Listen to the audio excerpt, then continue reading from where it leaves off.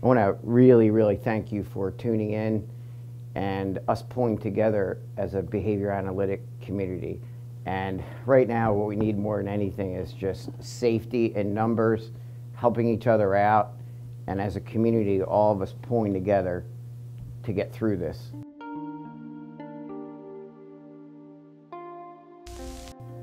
In times of extreme anxiety, distress, and difficulties like we're in right now, it's really important that more than ever you live and behave by your core values and behavior analytic principles. So the way you behave right now and conduct yourself is so critical, because that's when you strengthen relationships or you destroy them. My heart goes out to you, and I want to let you know that what we do is whenever there's a difficult decision, it doesn't ever seem to be that difficult because we base them on these values. So, number one is your own health, making sure that your health is under control and you're keeping that as the utmost priority. Because the old oxygen mask, you can't help anyone else without that, your own health. And then the second being the health of your family. Your family is so critical. I may get some lashback from this, from the community, but I want you to know right now you and your family are way more important when it comes to preservation of things than your ability to serve a whole bunch of people, because you won't be able to serve people unless you and your family are healthy. Just being a servant, being a leader, being a servant to others. So remembering that if you're in any kind of leadership role, which almost all of us are on this behavior analytic community network here, you're a leader to someone.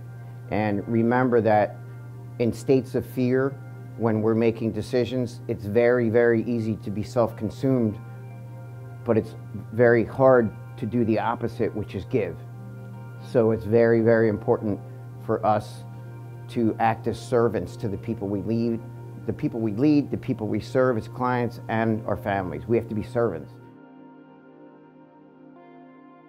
Making sure that you provide the best possible services through telehealth or the small population that it's appropriate with very minimal risk factors to go in the home.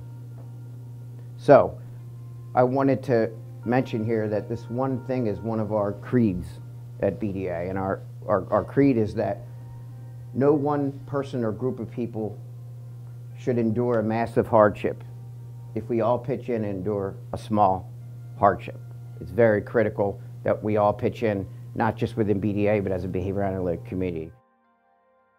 If you're in crisis and it's a situation that you are going to lose your home or not be able to pay your rent, be evicted, not having your basic needs met, you have to promise us here at BDA and me personally that you will reach out and we'll try to do everything we can to do the help.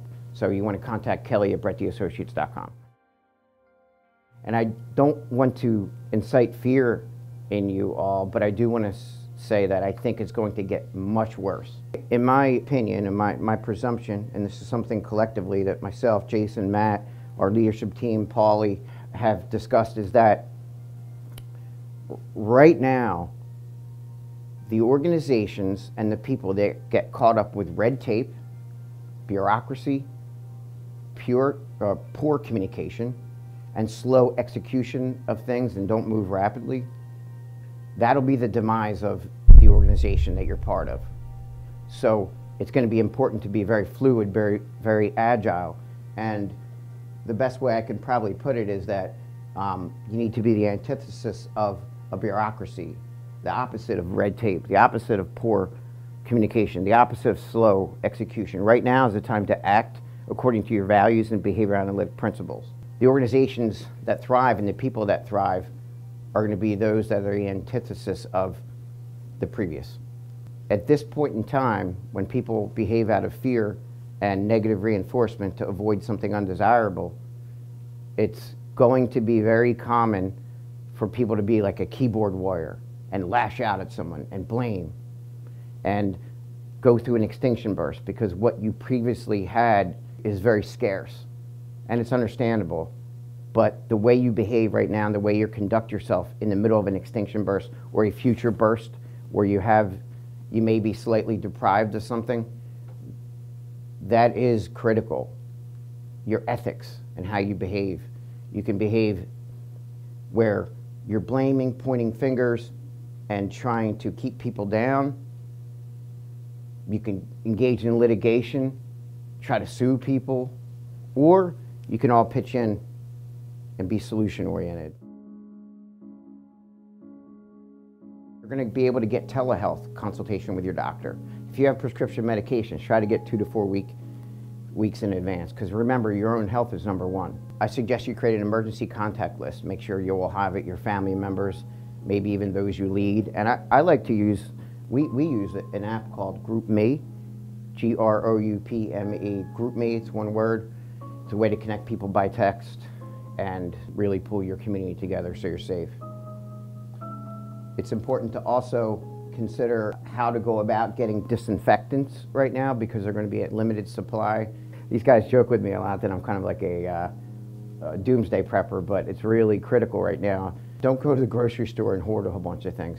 Try to order through Amazon things that are canned foods, that are healthy foods, and make sure that you get bottled water as well.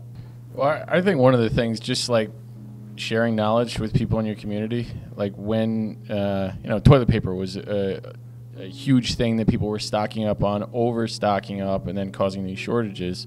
My wife was out last week at the store, and she said, hey, they have a whole bunch here. So she notified all the people that we're connected to in our community and said, hey, this store has it. If you want to come by, they're rationing it.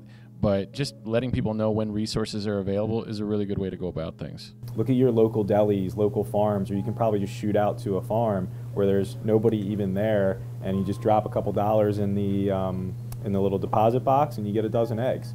I'm fortunate enough where I live in an area where there's more farms and everything, and some of those local smaller places where you're not coming across a lot of people, so you're still practicing social distancing and still getting the things that you and your family might need. However, you're not thinking of just your ShopRites, your Acmes, those big retail stores where everyone is going to be. Go off the beaten path a little bit. It might not be as convenient, but we're at a time where convenience isn't necessarily the priority. And a big thing I've been telling family and friends is right now it's about need, not want. So just identify the things you need, not the things that you want, and really just focus on them. I thought that this meant a lot to me, that leadership, Simon Sinek, who's the thought leader, says leadership is not about being in charge. Leadership is about taking care of those in your charge. So the more you're taking care of people, the more that's really authentic leadership, as opposed to positional leadership with fancy titles.